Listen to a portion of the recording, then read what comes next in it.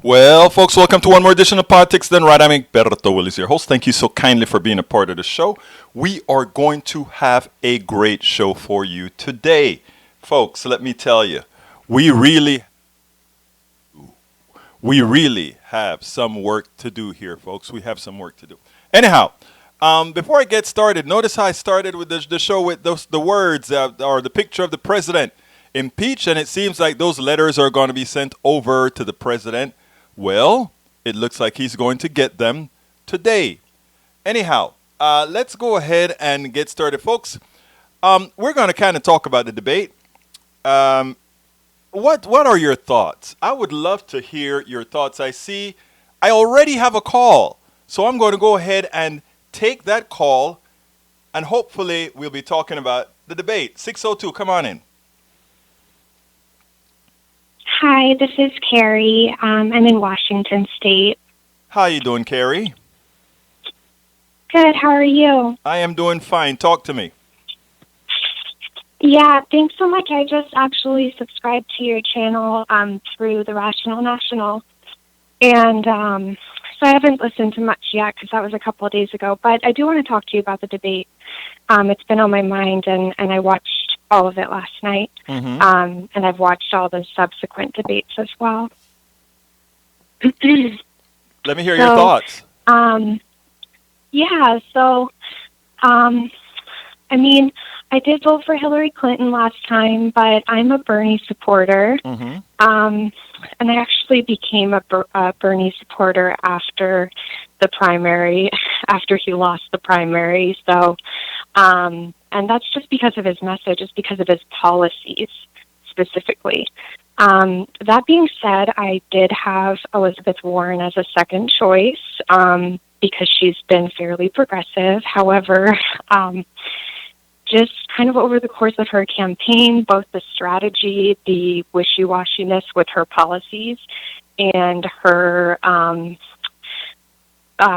voting for the military budget increase is very much against progressive ideology. And I'm not willing, especially after the attack that she placed on Bernie. And it's not really about Bernie either. Let me say, when she attacks Bernie, that is a strategic plan that her campaign made and decided to go through with. So it's not even about Bernie. It's just about me being a woman. Like, sorry, my voice is shaking because I'm so nervous. But Don't be nervous. I understand. Really, please go ahead. Yeah, so it's really condescending and patronizing for Elizabeth to claim that she speaks for women, because a male candidate like Biden or Buttigieg or Andrew Yang or any of the others, they don't claim to speak for all men. And she doesn't have the right to claim that she speaks for all women. And as a woman, policy is more important than personality. And what she did with this attack was she cut off the progressive support that we would have given to her. And I think it's a strategic plan by her campaign to align with Biden, because they don't want progressive policies to prevail, because that affects their pocketbook, the pocketbook of the elite. And she hasn't voted against the military budget increase, so like that's kind of like a number that's very important to me, because I want peace. Let me tell you, I don't have time for, sorry. Let me tell you my thoughts. First of all, I was a Bernie delegate back in 2016. I went to Philly to represent him from Texas. He's still number one on my list. Elizabeth is still number two on my list. And look, Elizabeth Warren has the numbers. She knows the values. She also, I have a hunch that she plays the politics very well. And in playing the politics very well, that also concerns me from not only last night debate. While the attack on Bernie Sanders, I try to stay neutral on that because I wasn't there, So one person says he said something, the other person says he did not. The reason I don't want to weigh in on that is I can see. Let me give an example. I can see them saying, "Well, I don't think a woman is going to win X, Y, Z or whatever," but not being the intent of saying, "Oh, a woman can't win the presidency," because anybody who watched, anybody who understands politics know that Hillary Clinton lost 2016. Not big. Yes, there was a lot of misogyny. There was a lot of all these other issues attached to it. But had she not taken Detroit, had she not taken Milwaukee, had she not taken certain parts of Pittsburgh for granted and listened to what Michael Moore was saying for a long time, those 80,000 votes would not have been very difficult to get at all. So we, for all practical purposes, have already shown that with the misogyny and much more, we would elect a woman, albeit Right. she has a harder point. But that said, let me tell you what bothered me about the debate. Did you notice that Okay. she did not once mention the word Medicare for all? Oh, right. Yeah, I saw that on your headline. Yeah, I mean, I guess I didn't notice that specifically, but now I do that Yeah, you're I pointing went it ahead out. and I looked. Um, Okay, I tried looking and then I went to the transcript, and the transcript, I mean, I read it real fast, but I don't think there was anywhere within that transcript that said, that showed Medicare for all. hmm But, you know, that Yeah, I mean, yeah, so that that's one concerned of me. the Now, other again, things she's that, still my oh, go ahead. number. Yeah. She's still my number two. I'm still watching. We can't, you know, I mean, when you're talking about the political game, there's a whole lot that goes on there that you're not quite sure. You know, I mean, how they're going to play things, how things are going to materialize. So, I give everybody the benefit of the doubt, and I think we should. Yeah, I mean, yeah, I do. I think that I react emotionally sometimes, and I just really don't. It just puts a really bad taste in my mouth when It I see did. her behave that Understood. way. However, it's like, okay, we're going to give her the benefit of a doubt, and it's like, if I don't know if the military budget is a big deal to you, It is. but It's a I huge heard her deal. contradict her own. She contradicted her own vote on this. She's voted both times for a military budget increase, and last night during the debate, she mentioned that she was going to decrease. I'm sorry if I said decrease. She voted to increase the military budget, and last night she said we need to decrease the military budget. Well, her vote says otherwise. Hmm. Her voting record says By the way, I'm otherwise curious. in I the hadn't last followed 2 this. years. Did Bernie vote for that as well, or He's the only candidate on that stage that voted no.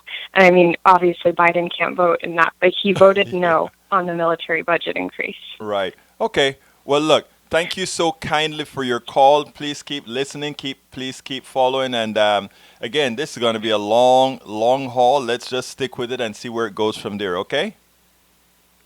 Thanks, Egberto. And one last thing. Yes. I just want you to know, I mean, I will still consider her like, a distant second or what have you, but I just wanted to point out what an issue that's important to me. So Uh, thank you. it is important for you to have your voice. Thank you so kindly for being with us. All right. Have a good day. You too now. Okay, folks, we have a lot to talk about. What I want to start with is I want to start you off with, first of all, the disc that our caller was just talking about. I want to let you see what it actually looked like. I did a piece on it right as it happened last night. So here we go. Just got through watching the Democratic debate, and I saw something between Elizabeth Warren and Bernie Sanders that I'm not sure what it means. You guys can probably tell me, but it seemed to me like she sort of gave Bernie Sanders sort of a diss there. Check this out. Take a look. She's shaking Biden's hands. Then she comes up to Bernie. Bernie extends his hand. She kind of moves back, and it seems like they're having some sort of a conversation. And then he backs off, and they leave. Starr tries to talk to him. I am not sure what that means. I am not sure what that means. But could that be some sort of an issue that we're looking at? Check it out again. She talks to Bernie Sanders, or rather, she talks to Joe Biden, and then she goes to Bernie Sanders. And when he extends his hand, does she have a cold or something? No, she actually shaked Biden's hands. So what is that about? I guess we're going to find out a little bit later.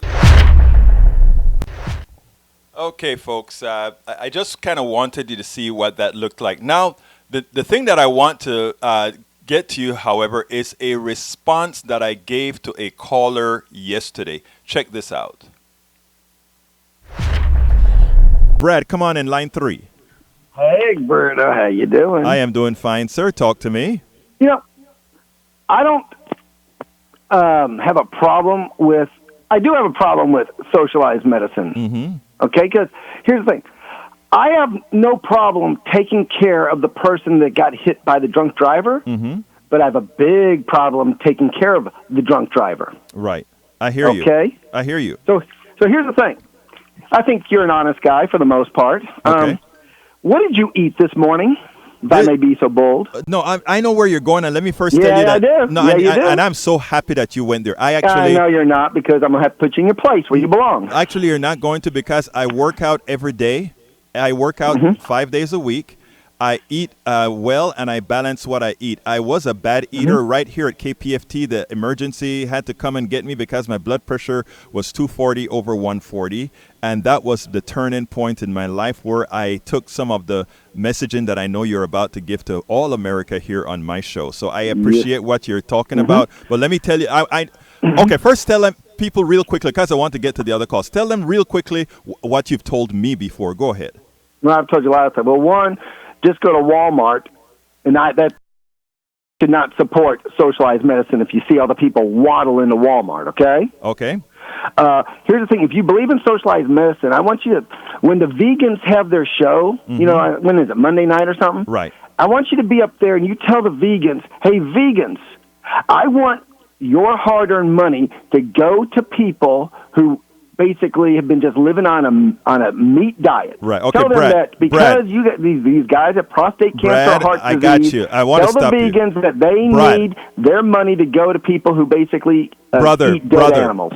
Hear me a little bit here, okay? I understand you're punitive. You want to be punitive, okay? But here's the issue. Some people have the food problem that they have that really causes health issues. But there are a lot of different things that we as humans do that's not the most efficient thing to do. What my stance on your theory or what you're talking about is the following.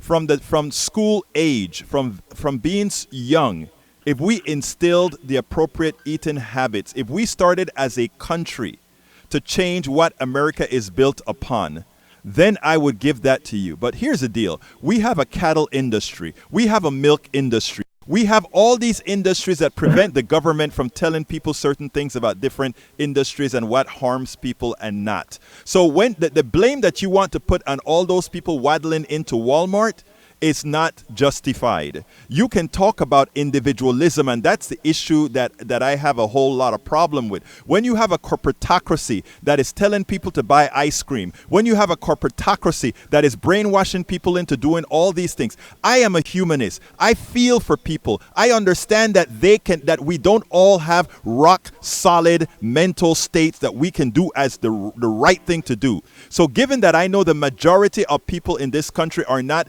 like vegans that we have here on KPFT, not the majority of people have the wherewithal that you, Brad, have to do all the things right. I say as a society, we take reality into consideration. And once you take reality into consideration, then Medicare for all and all these things make sense in as much as you are going to be Mr. Perfect. That other person couldn't be, but we all know we're one humans. So that's my answer to you. Thank you so kindly for calling, Brad. You got something to say. I'm not perfect. I'm 99.9% perfect. Okay, so get that right. I forgive you for being 99% perfect. You have a great day, Brad. You too. Bye-bye. Right, bye-bye. Yeah, Brad, come on in line 3. Brad, think he's. How you doing? I am doing fine, sir. Talk to me. Get rid of that one. Okay, I think Brad thinks Brad thinks that he is all perfect, but I think everybody has the right to think that they're all perfect, right? That's his right to say that. Now, here's the deal, though. Here's the deal.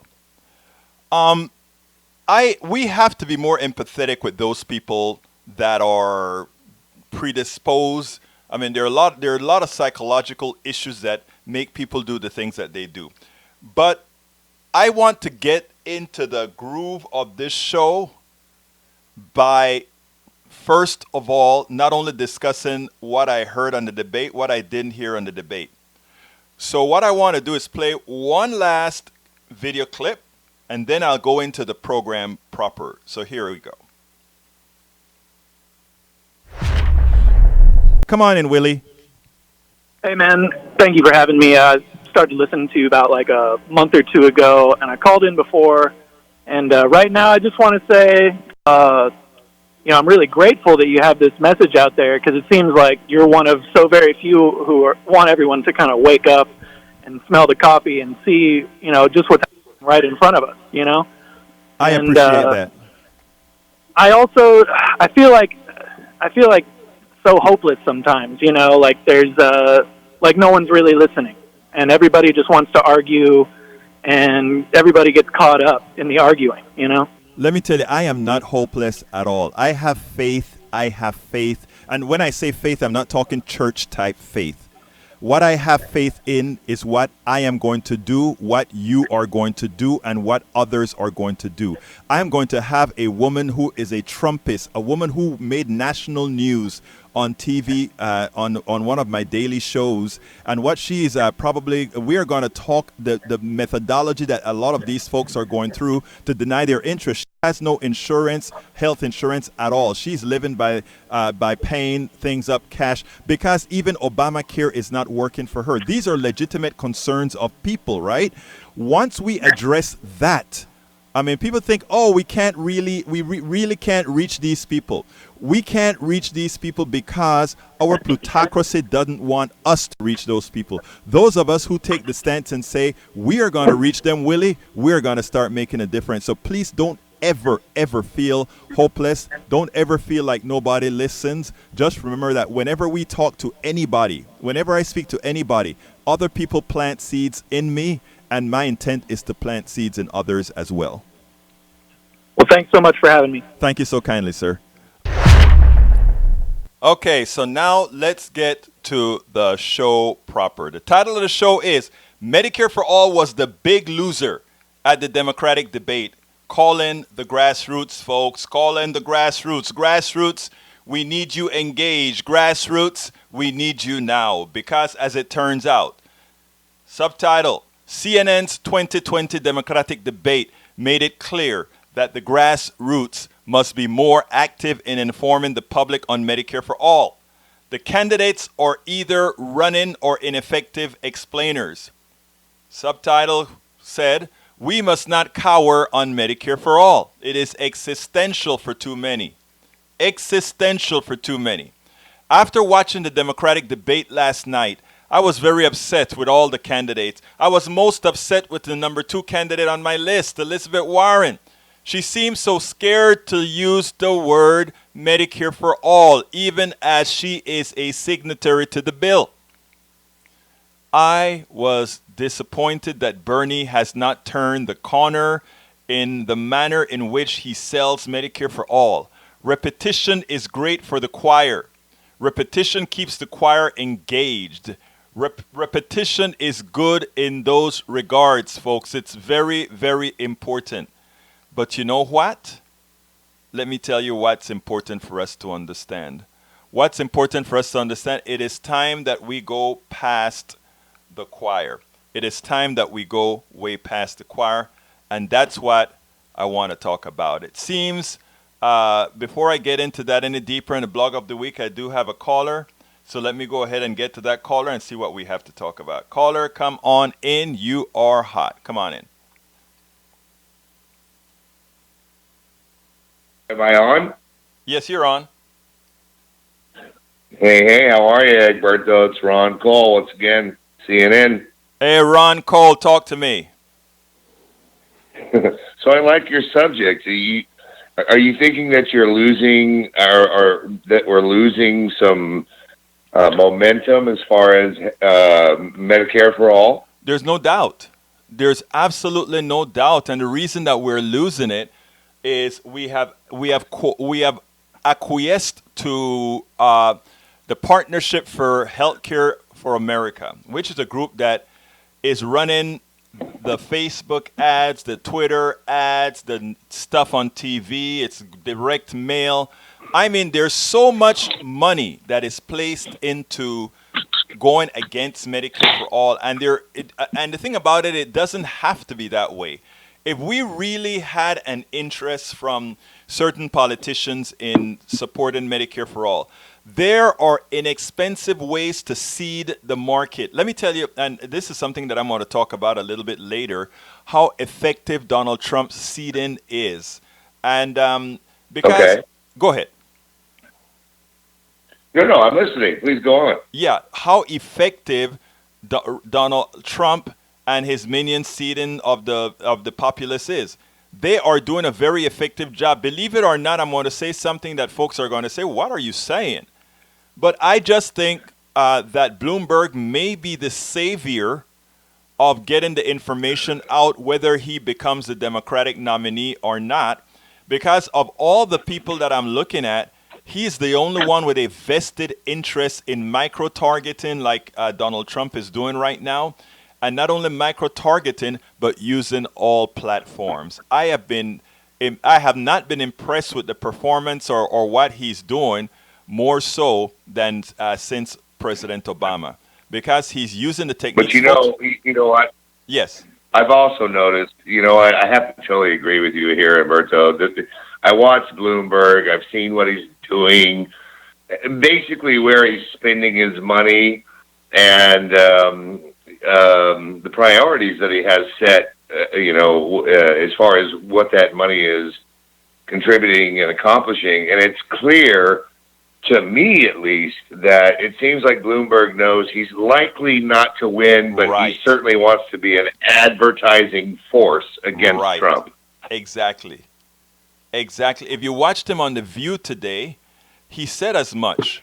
He said, even if Bernie is the candidate, and he's anathema to Bernie, but even if Bernie is the candidate, that's who is supporting, and the network that he's putting together is to do that. The problem with that, though, Ron, is at that point the Democratic Party becomes owned by Bloomberg because he would be the master of the data.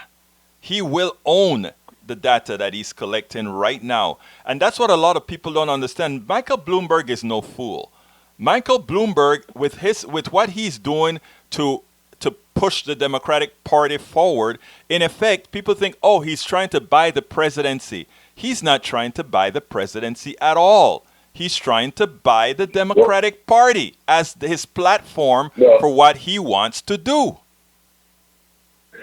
Well, I can tell you this. It appears like in all these recent state voter roll purgings, as you're probably aware of. Yes.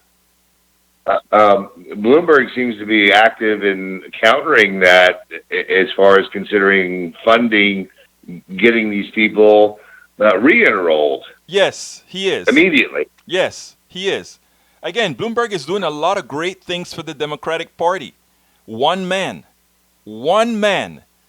is doing what I want to see, though, is the following, Ron, and you tell me if you agree or not. I want to see more engaged. First of all, I'm here in Harris County, Texas, the biggest county in Texas. I think is the second largest in the country by population. I mean, it's huge, and where Harris County goes, Texas eventually goes. Okay, now and plus Texas in your area has basically the largest medical industry on the planet. Exactly. And the people think we don't want to destroy the medical industry at all. We want to do something. First of all, let me tell you where I stand. There's no purpose for insurance companies for basic health care, period. And I would fight that completely with anybody, and I would do the numbers for them, and I'll prove it to them from a mathematical standpoint. There's absolutely no need for insurance companies. They can stay in the market if they want. I don't want them to make them illegal, but there are certain things that they are not going to cover. In other words, it is impossible for them to be able to cover things at a cheaper rate than an entity that doesn't require profits. That's just a mathematical impossibility. You can't get the same thing at all. Now, that said, well, let me ask you this. Yes. I'm sorry to interrupt, but let me ask you this. Are you aware of any economic system that exists on the entire planet, by the way, that entails a third party, i.e. the insurance company and the insurance industry, that makes the transaction of payment of health care cheaper? In other words, when you put a salesman in the middle, does it make it cheaper? When you put an industry in the middle to access your health care, does it make it cheaper? No. I mean, they have to pay the commissions, they have to pay office expense, they have to pay electricity, they have to pay a range of things that is so large that it, of course, is going to add to the expense. So my question is, how does this third party make medical expenses cheaper? It seems totally counterproductive. well, they can make it cheaper by doing two things: denying service, denying service, period, and charging you more. And and charging you more is not making it cheaper. So the way to make things cheaper is to deny service. In other words, you need that procedure? No. It is an impossibility. And if you notice the way I started the program, I said I was also upset with Bernie, my guy. And the reason I was upset is that, okay, you've made the numerical issues. Now it is time to get aggressive. And what do I mean by aggressive? He should be on that stage when Klobuchar said the following: you are trying to take 148 million people off of their health care.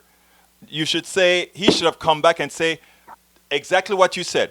Tell me, where can a middleman that commands 20% of all gross income make it cheaper for people? Where can that mathematically make sense? And then the next thing he should have said to her is the following. Well, I can't. Obviously can't. Right. And then he should have said to her, can't. why are you lying for the industry? And then he should have asked her, please understand math. I mean, there were so many things for them to do. And then the other part that they have to put into it is the evil behind the insurance companies. I mean, they don't hold anybody to account for what they're doing. For all the debts that's created from these insurance companies denying services. And when they talk about... Well, you have a nice, you know what, Egberto, you have a nice little funnel there, because when a person can afford the coverage and they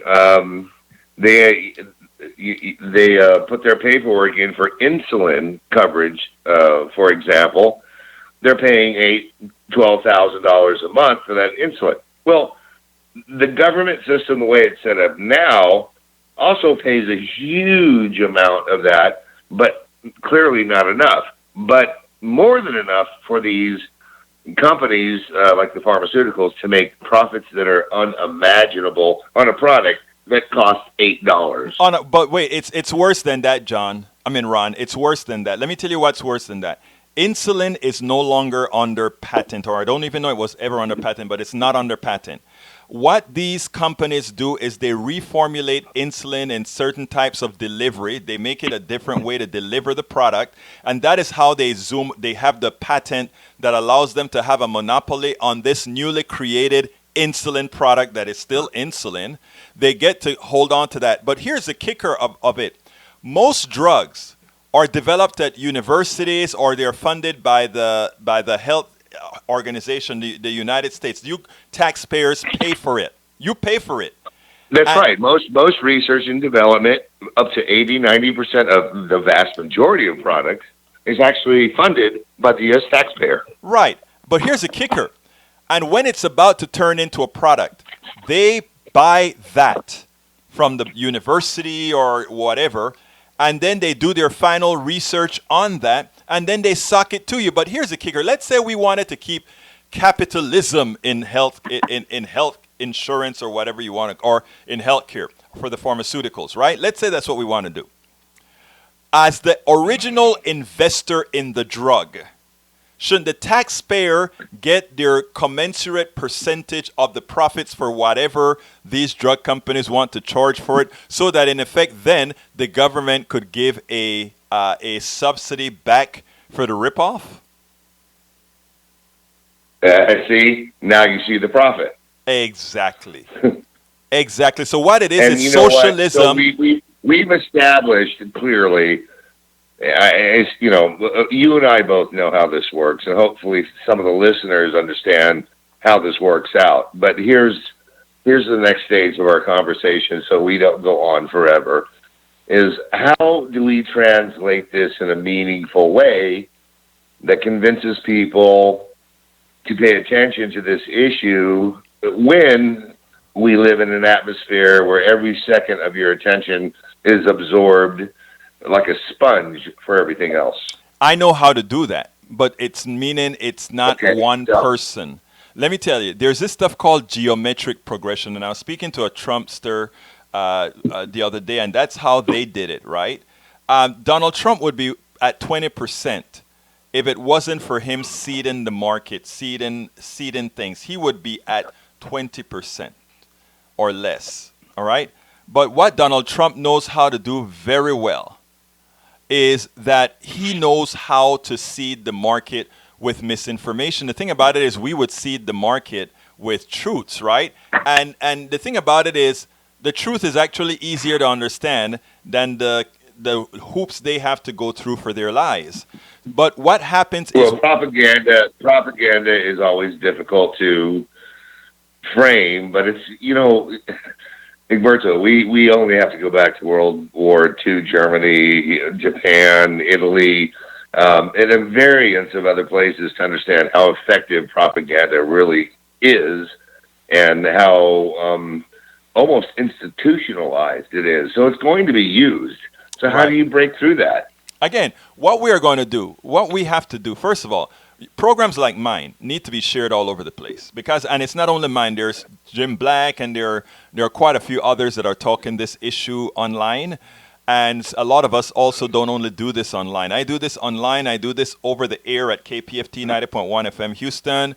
And we go to different functions. We walk the beat where we actually touch flesh and blood people. So I mean, there are a lot. We can't just be keyboard warriors. We can't just do this from behind the camera or whatever. Yes, we do it behind the camera and ensure that all of this stuff is shared all over the place. But what we also do is we go ahead and meet people, flesh and blood. When I sit at Starbucks with folks, I haven't been in a few weeks now, but when I go to Starbucks and sit with people, I'm engaging not the choir. I'm very respectful with those who disagree with me, and I tell you what, 60% of the time. Well, you've always had that talent since we've known each other. So I try, my friend. I try. Yeah. But people listen. And by the way, yes. For the background, you and I, we knew each other back in the CNN days where we were both CNN eye popular reporters, brother. We did a whole lot at CNN. We got it done. Yeah, and then we were, it was, you and I were good because we were very particular on the truths. Absolutely. And so a little background for the listeners, but I agree with you. You have to take action. These are tiny victories. If you had to come up with a message, which is the perplexing situation I'm in, to convince people, look, there's no way to reduce this cost unless we have some kind of consolidated effort via the government. What is that message? I'm still perplexed on what to do. I am going to let me tell you personally what I'm going to do. I'm going to start getting meme generators to do the same things, but just because let me give a good example, right? Right now, one of the things that the Partnership for the Future of American Healthcare is putting out is they're trying to say you don't want somebody telling you want freedom to choose your doctor. And they make the assumption that that's not in Medicare. Medicare for all allows you to choose your doctor. but an insurance company does not. Most HMOs, Well, look, most it's all how it's PPOs. written. It's all how it's written in the law Right. and what people have to abide by. So it's Right. really not the insurance company's fault. They're the ones that put that loophole in there. Right. Exactly. They're the ones that put the loophole in the way the law works. I mean, the reason the loophole's there is because their lobbyists got it in Absolutely. Hey, Ron, I got to go to move on to the show. But Absolutely. you keep listening, keep calling, and please remember to share as well, sir. there. I will, my friend. Thank you for taking my call. Absolutely. Any day. Take care, buddy. Bye-bye. All right, folks. Before I need to run into the blog of the week, but let me go ahead. Mike Cizek says, most knew that Hillary was a corrupt, power-hungry dictator type that shouldn't be anywhere close to the presidency. Mike Cizek, that simply does not abide by reality. In this country, everybody has one vote. 3 million more people had faith in Hillary Clinton than did Donald Trump. Donald Trump, remember, won because of an aberration in the Constitution that takes away real democracy. More people wanted Hillary than wanted Donald Trump. So a statement that says most knew that Hillary was a corrupt, power-hungry dictator makes no sense. What you should say is most electors, which followed the states, and that has nothing to do with most people. Humanity is what counts. Hey, Barney McAvane, welcome aboard. Japan and Germany both have private doctors, private hospitals, and private insurance, but the government sets the price controls on every procedure, and even the overhead on insurance companies are capped at 4.5 to 6%. That is true, but let me tell you, a lot of these companies do have they have the private system in there, right? On health insurance and so forth. But here's my take on this. Those are concessions. Those are unnecessary concessions to an economic system. And what do I mean by that? Okay, we can say, okay, let's keep the private insurance companies. Let's just regulate them. That doesn't matter, right? Because the mere fact, like Ron Cole just said, the mere fact that you have a middleman in there means that there are costs associated with having a middleman. And there's nothing they can do to save cost. You can say, oh, people like say, well, insurance companies manage risk. You only have to manage risk if you are fighting for different groups of Americans. In a single payer system, there's no risk that you are going to manage because there's one risk, the total risk of the entire country. And those are things that we have to explain, and those are things that we have to continue to hit and hit again. Because the evil folk that run the Partnership for the Future of America, the evil people that do not support Medicare for all and misinform people about Medicare for all is what we have to counter. And we must counter them graphically. Those people know the truth. They know that having a middleman just to pay a bill costs more. They know that people that could otherwise get service won't, because that rich guy sitting at his pool expecting his dividend has to be paid. They know that. So if they know that that kills, is that not the definition of evil? Please answer me, folks. You can call me as well, 646-716-5812. 646-716-5812.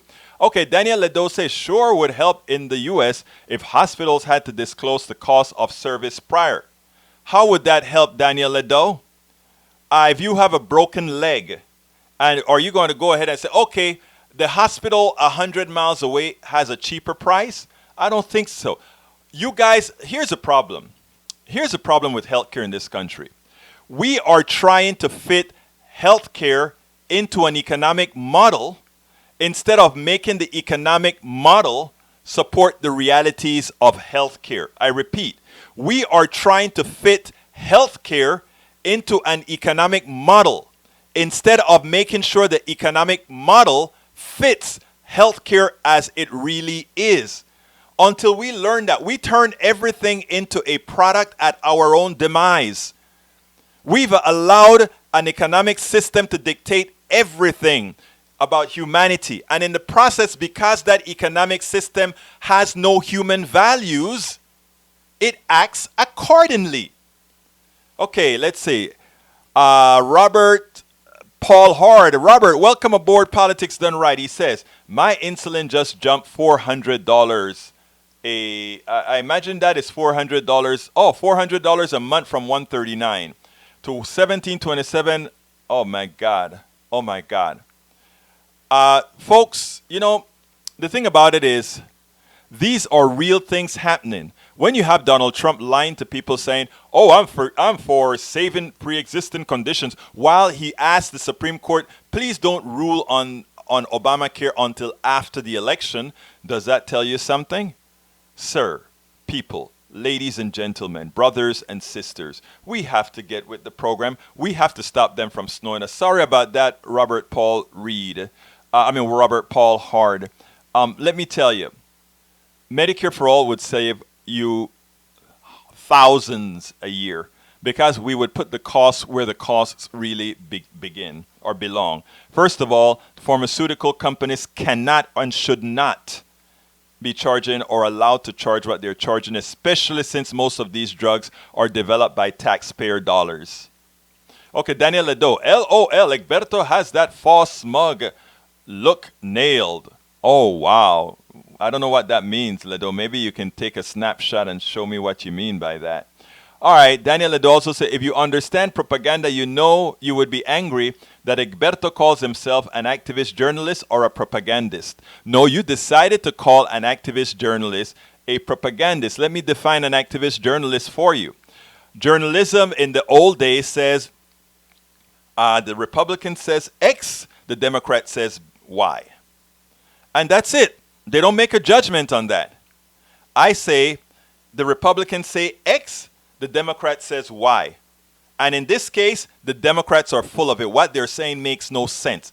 I interpret through study, through research, what they say. So in other words, I am not here just saying, oh, this person's, because what has happened is they have now weaponized standard journalism. The Republicans specifically, but everybody has. They have weaponized journalism because they know the journalist is going to say, well, he said this, he said that, she said this, she said that, or whatever. And they put it out there for the public to decide.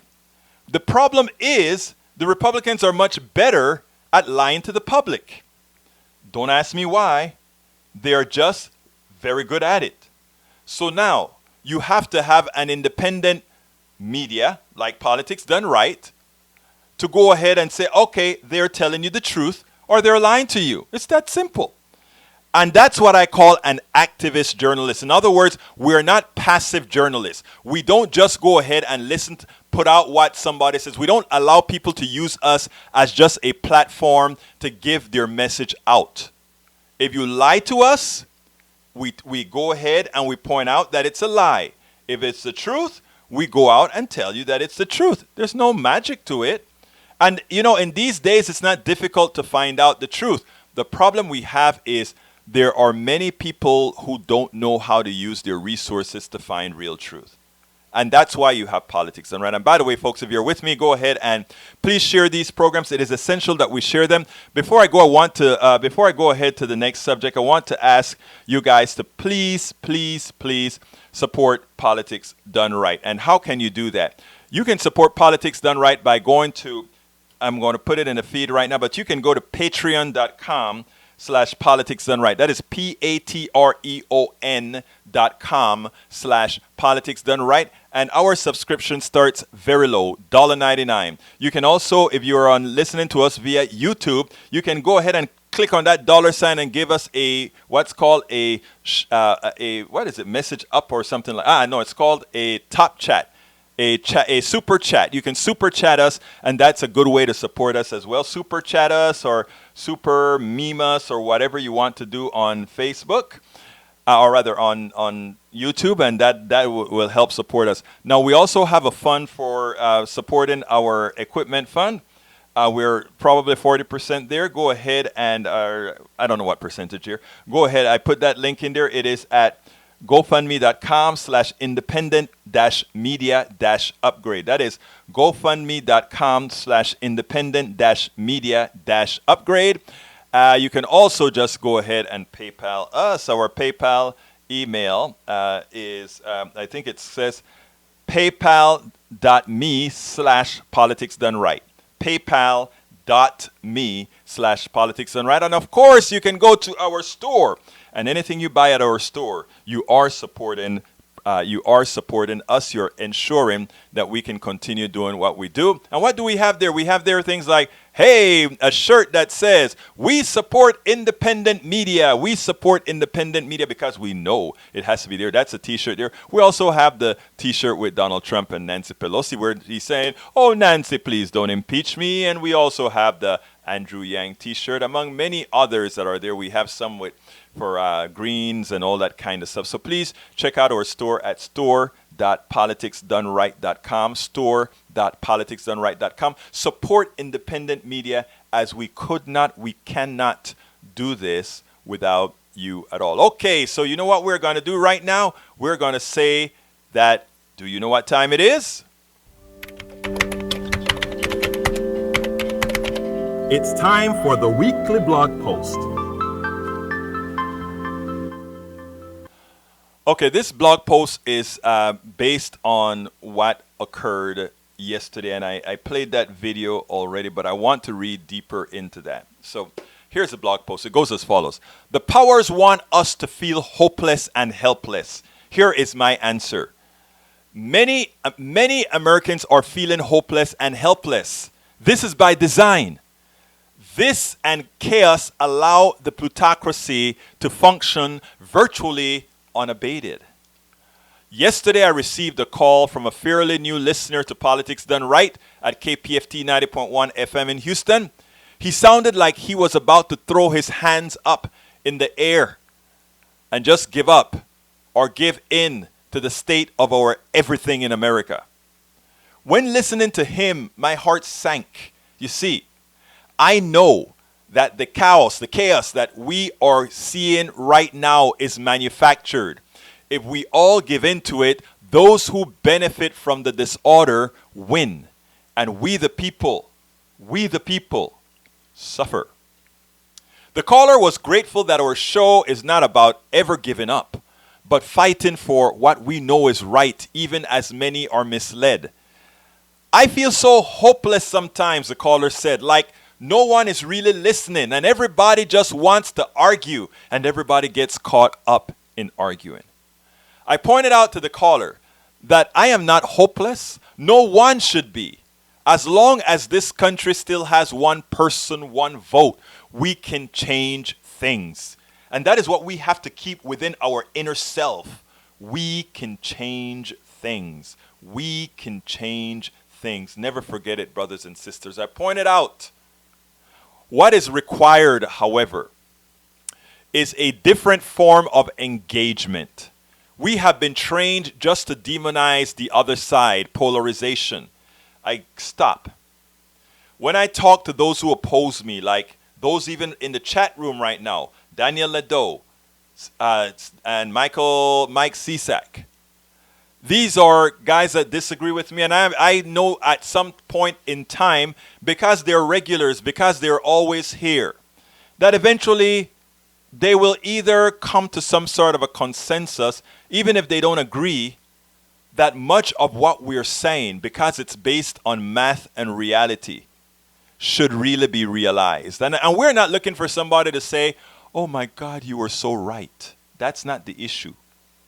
The issue is for people to develop a trust in you so that they know that you are looking out for them. You're looking out for what's best. You're looking out for what's going to make the lives better, not only of them, but their kids and their families and their mothers and their fathers and their daughters and their cousins and everybody else.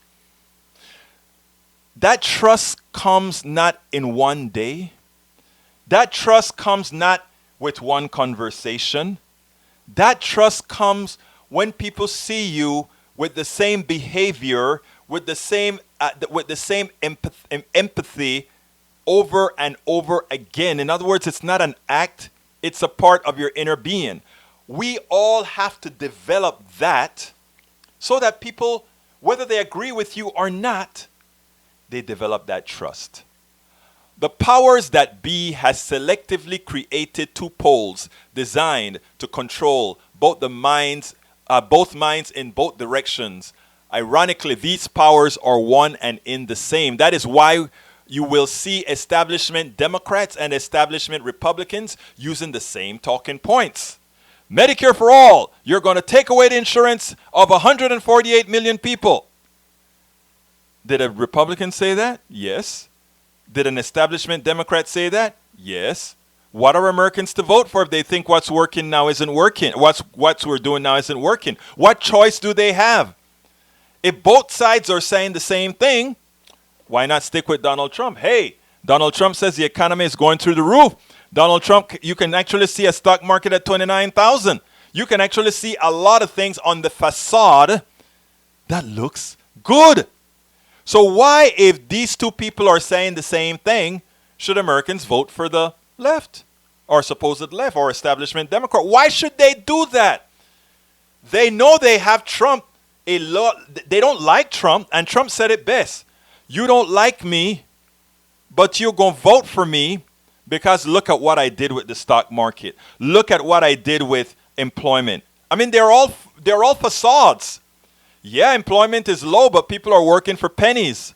Yeah, the stock market is going through the roof, but it only benefits a select few, very few. But it has the semblance of prosperity. And people are forward looking. And if they think, and he tells them, that prosperity is coming to you. And not only is that prosperity coming to you, if you elect those darn Democrats, it's end of that. That is a good argument. And that is Trump's argument. Democrats should wake up. What you have to be doing is, I wrote an article at Daily Kos, the front page of Daily Kos, where I said, you have to take the stock market report and the unemployment report and use it as a string to hang Donald Trump. Because if things are so good with the stock market, which they are, and if unemployment is so low, which it is, why is it that the lives of most people in Appalachia is screwed up? Why is it that the lives of the people in the ghettos and the barrios of Appalachia and everybody else is screwed up? We have to make the case, not by acquiescing to the talking points of Republicans, which is what many establishment Democrats are doing. We're going to make a little change here. We're going to make a little change here, but we don't want to bring down the whole thing. Hell yes, we want to bring down a hell of a big part of the thing because it's not working. It hasn't worked for a very damn long time. Take it from somebody who's been paying his private insurance for decades and been ripped off from his wealth for decades because of a system that transfers wealth from the little man, from the poor, from the middle class to just a few people at the top. But at the same time, the different poles are manipulated to choose the particular representative that is satisfactory to the specific pole.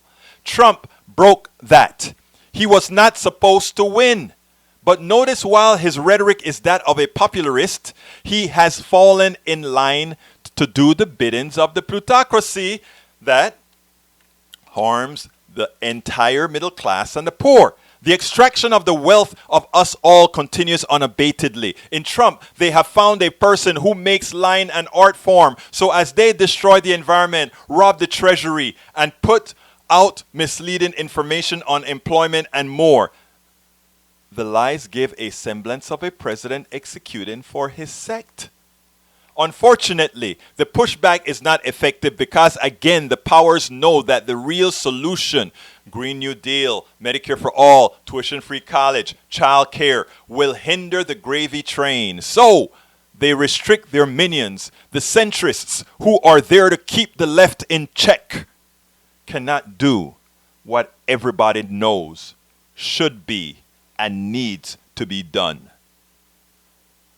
We are not helpless or hopeless to solve this problem. Solving this problem requires transformational change that is believable. It is imperative that those who understand this do not cower.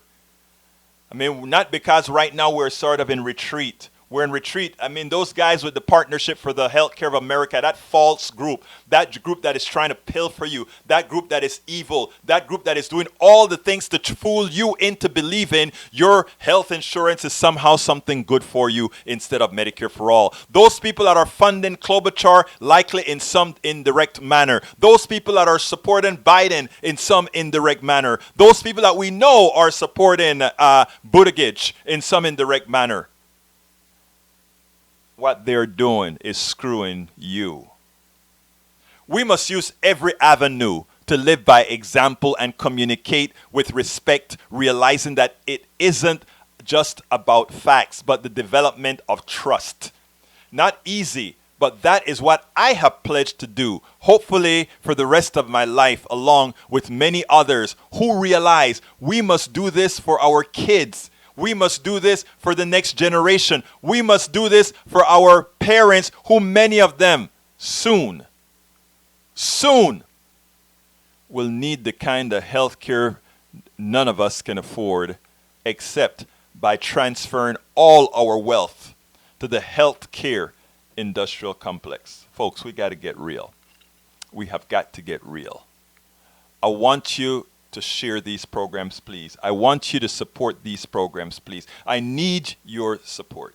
Not I. We need our support. We need to keep these things going. So please, folks, if you will, please remember to go to you can give us a call, 646-716-5812. I have time for one call. 646-716-5812. 646-716-5812. And please remember, you can always support Politics Done Right by going to one of the links that I've already placed in there. I'm going to call them out shortly again, but you can find them all at politicsdoneright.com in the sidebar. But please go to patreon.com/politicsdoneright. That's patreon.com/politicsdoneright. Become a patron. Support what you know we need to do to get the message out. Likewise, please go to gofundme.com/independent-media-upgrade. That is gofundme.com/independent-media-upgrade. Of course, you can fund us through PayPal. That is paypal.me/politicsdoneright. That is paypal.me/politicsdoneright. And always go to our store.politicsdoneright.com. We need you at our store.politicsdoneright.com. And please wear proudly that you support independent media. Here we go. I support independent media right there on the t-shirt. Please go ahead and support us. We need your support. We need you. This is coming to the end of Politics Done Right. So you know, my name is Egberto Willies. This is Politics Done Right. And you know how I end this baby. I am what? Out!